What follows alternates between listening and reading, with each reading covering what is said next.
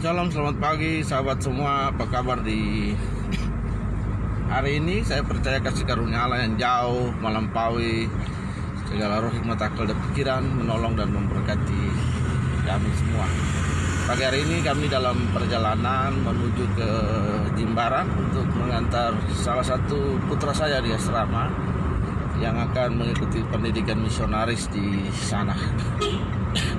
Oke sahabat, di hari ini renungan kita di hari ini terambil dari dalam Efesus pasal yang ke-6 ayat yang ke-10. Di ayat itu dikatakan, akhirnya saudara-saudara, hendaklah kamu kuat di dalam Tuhan dan di dalam kekuatan kuasanya. Finally be strong in the Lord and His mighty power. Digunakan satu kata akhirnya di situ menjadi sebuah ciri daripada akhir atau summarize, kesimpulan daripada surat Efesus ini terdapat di dalam Efesus pasal 6. Jadi surat pastoral Paulus kepada jemaat Efesus ini disimpulkan di dalam ayat pasal yang ke-6, khususnya pada ayat ke-10 dan selanjutnya dikatakan akhirnya atau finally. Bahasa Grekanya berkata loipon endunamos. Artinya di sini bagi kita bahwa akhir dari seluruh perjalanan kehidupan kerohanian kita, perjuangan kita tetap berdiri kokoh dan teguh, mengakhiri pertandingan kita, finishing well kita dengan baik. Untuk mencapai finishing well dengan baik di era ini, ada satu ayat yang mengingatkan saya dalam Kisah Para Rasul yang berkata bahwa Daud melakukan kehendak Allah pada zamannya, kemudian Daud mati. Untuk mengenali dan mengerti kehendak Allah dalam hidup ini, maka kita perlu tinggal dalam kebenaran. Yohanes pasal 8 ayat 32 berkata kepada kita, if you know about the truth shall make you free. Jika kamu mengenal kebenaran, maka kebenaran itu akan memerdekakan kamu. Kebenaran adalah pribadi Yesus, karena di dalam Yohanes 14 ayat yang ke-6 dia berkata bahwa aku adalah jalan kebenaran dan kehidupan. Jadi ketika kita berelasi dengan the person, kita mengalami encounter dengan pribadi Yesus, perjumpaan dengan pribadi Yesus, kita diubahkan di dalam Roma pasal yang ke-8 ayat 14, jika kamu adalah anak Allah, maka kamu akan dipimpin oleh Roh Allah. Di situ digunakan kata ago, kata agone. Artinya ada intense konflik antara sarkos pneumatikos dan antroposarkos. Antropos pneumatikos dan antroposarkos, manusia daging dan manusia roh. Karena itu supaya kita mengerti kehendak Allah, maka kita perlu berendam dalam kebenaran, sehingga kebenaran itu mewarnai. Kebenaran adalah pribadi Yesus, mewarnai seluruh kehidupan kita dalam hidup ini, sehingga kita dapat mengakhiri finishing well, ending well dengan baik dalam perjalanan kehidupan kita. Saya teringat surat Ibrani yang berkata bahwa amati dan lihatlah akhir hidup dari para pemimpin, kemudian contohlah iman mereka. Jadi kehidupan seorang Kristen tidak bisa dicontohi selama dia masih hidup, karena proses itu tetap berjalan. Ketika dia sudah meninggal, dia sudah mati, kemudian kita dapat menilai, kemudian dapat mengambil dan mencontoh kehidupan yang baik, buah kehidupan yang baik dari dalam kehidupan. Karena itu di dalam Efesus pasal yang ke-6 ayat yang ke-10 itu adalah sebuah kesimpulan yang menjadi ciri khas daripada pastoral letter atau surat penggembalaan dari Rasul Paulus. Nah, penggunaan kata loipon endunamos ini ada di dalam 4 surat yang sudah saya bahas di dalam satu sesi tersendiri. Jadi teman-teman bisa lihat di dalam akun YouTube saya, Elroy Israel Sipahelut. Di situ ada judul khotbah yang berjudul loipon. Nah, kesimpulan surat Paulus ini dia menggunakan kata akhirnya sebagai sebuah summarize dari pastoral letter atau kesimpulan dari surat penggembalaan itu terdapat dalam surat Korintus, dalam surat Filipi, dalam surat Tesalonika, dan kemudian di dalam surat Efesus ini sendiri. Jadi dia berkata, finally be strong in the Lord and His mighty power. Akhirnya, atau loipon and dunamos, akhirnya hendaklah kamu kuat. Nah, jadi akhir dari seluruh perjalanan kehidupan kita, kerohanian kita tetap berdiri, kita tetap kuat, kita tetap mempertahankan integritas kita, moralitas kita sampai akhir hayat dan pelayanan kita sebagai seorang pengikut Kristus yang sejati. Kiranya hal ini dapat menolong kita sehingga kita dapat menjadi dalam seluruh karya hidup dan pelayanan dan pekerjaan kita mengakhiri segala sesuatu dengan nilai dan standar yang baik, moralitas dan integritas tetap terjaga dengan baik. Dan di situ dikatakan walaupun di dalam Tuhan dan di dalam kekuatan kuasanya. Tidak cukup saja di dalam Tuhan, tapi di dalam kekuatan kuasanya. Dua hal ini, loipon and dunamos, digunakan kata iskus di situ. Luar biasa sekali. Karena itu kita perlu tinggal dalam pengurapan Roh Kudus, exousia. Nah, itu sehingga Roh Kudus dapat menuntun kita untuk memahami seluruh kemauan, seluruh kehendak Bapa dalam hidup.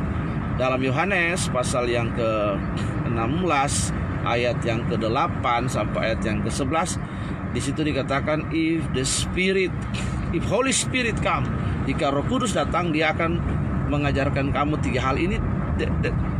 Tiga hal yang penting sekali, the three main works of the Holy Spirit, tiga pekerjaan utama dari Roh Kudus dalam Yohanes pasal yang ke-16 ayat yang ke-8 sampai 11. Pekerjaan yang pertama adalah menginsafi dunia akan dosa.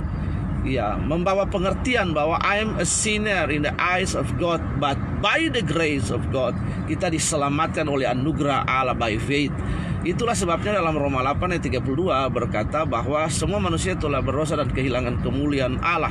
Di dalam Efesus pasal 2 ayat yang ke-8 sampai 9 dikatakan bahwa kita diselamatkan oleh iman, bukan hasil usaha kita.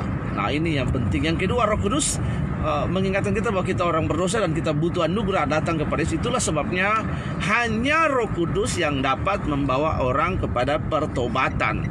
Ingat, tidak ada orang yang dapat mempertobatkan orang lain. Tidak ada manusia dapat mempertobatkan manusia lain selain pekerjaan Roh Kudus itu sendiri. Karena jelas ayatnya sudah ada bahwa Roh Kudus menginsafi dunia akan dosa. Kita harus sadar natur kita, all of us has fall in sin, jatuh dalam dosa. Dengan kemampuan kita sendiri kita nggak bisa selamat. Karena itu kita butuh Kristus anugerah, karena begitu besar kasih Allah akan dunia ini, sehingga dia mengeluarkan anak yang tunggal supaya setiap orang yang percaya kepadanya tidak binasa.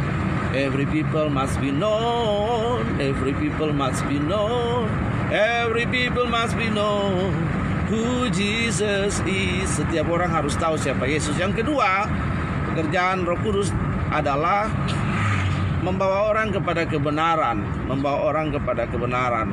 Nah, Roh Kudus menuntun orang kepada kebenaran. Siapa itu kebenaran? Pribadi Yesus. Roh Kudus menuntun orang kepada pribadi Yesus. Hanya Roh Kudus yang dapat membawa orang kepada pribadi Yesus. Di luar itu tidak ada. Siapa itu kebenaran? Yesus berkata, "Akulah jalan, kebenaran dan hidup." Nah, tidak ada seorang pun sampai kepada Bapa tanpa melalui Yesus. Karena itu tugas Roh Kudus membawa orang kepada kebenaran. Di situ yang adalah pribadi Yesus. Ketika kita mengalami encounter with the personality of Christ, maka kita berjumpa dengan kebenaran. Kebenaran itu merubah kita, memerdekakan kita. Hasil daripada perjumpaan kebenaran itu adalah perilaku, attitude kita, dia kayu sune, ya, kebiasaan kita, tata hidup kita berubah. Dan yang ketiga adalah pekerjaan Roh Kudus adalah menginsafi dunia. Yang pertama akan dosa, yang kedua akan kebenaran, dan yang ketiga akan penghakiman. Jadi di dalam kekristenan ada pengharapan eskatologi kita yang pasti, karena Tuhan berkata, "Aku pergi untuk menyediakan rumah bagi kamu, dan di tempat Bapakku banyak rumah, dan di rumah Bapakku banyak tempat." Sekali lagi, di rumah Bapakku banyak tempat. Jadi ini adalah pengharapan eskatologi. Jadi the three main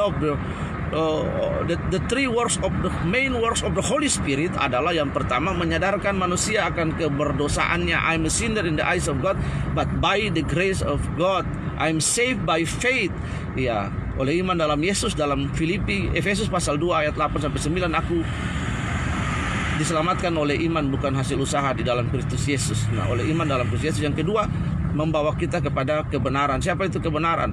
Yesus berkata, akulah jalan kebenaran. Yohanes 8 ayat 32 berkata, if you know about the truth shall make you free. Yang berikut adalah menginsafi dunia akan hari penghakiman. Kita harus tahu bahwa satu-satunya agama di muka bumi ini yang membawa manusia kepada hari penghakiman terakhir adalah kekristenan itu sendiri. Bapak Ibu, pengharapan kita dalam Yesus tidak sia-sia. Semua perjuangan hidup selama di dunia ini akan menempuh realitas akhir zaman. Realitas kekekalan itu ada